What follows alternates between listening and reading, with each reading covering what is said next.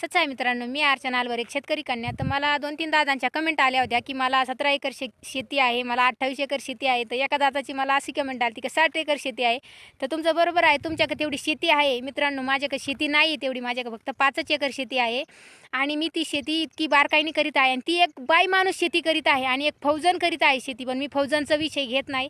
मी एक शेतकरी कन्या आहे आणि मी शेती करीत आहे. तर हाच मला उदाहरण द्यायची. तर शेती मनापासून करावं लागते. शेती करायला आहे ना खरोखर दम लागतो. सगळं पाईपलाईन कुठं फुटली, कुठं काय केलं तर मलाच करावं लागतं, मलाच पाहावं लागतं. हे उदाहरण आहे. एक बाई माणूस शेती करतंय तर आपण का नाही शेती करू शकत, हा विषय आहे.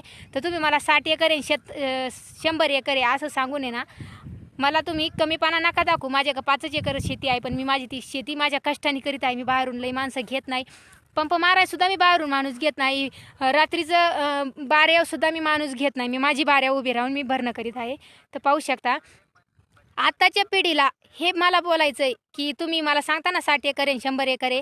तर तेच उदाहरण मी सांगते. एक फौजीची बायकोला कोण म्हणतं, दुनिया तर सगळी म्हणते फौजीच्या बायकोला कष्ट करायची काय गरज आहे, तरी मी शेती करीत आहे. हे उदाहरण आहे तुम्हाला. ते एक शेतकरी, फौजीची बायको एक शेती करीत आहे, हे उदाहरण आहे. तर तुम्ही शेती करा. शेतीत भरपूर पैसा आहे. कोण म्हणतं पैसा नाही, तर डोक्याने शेती केली तर शेती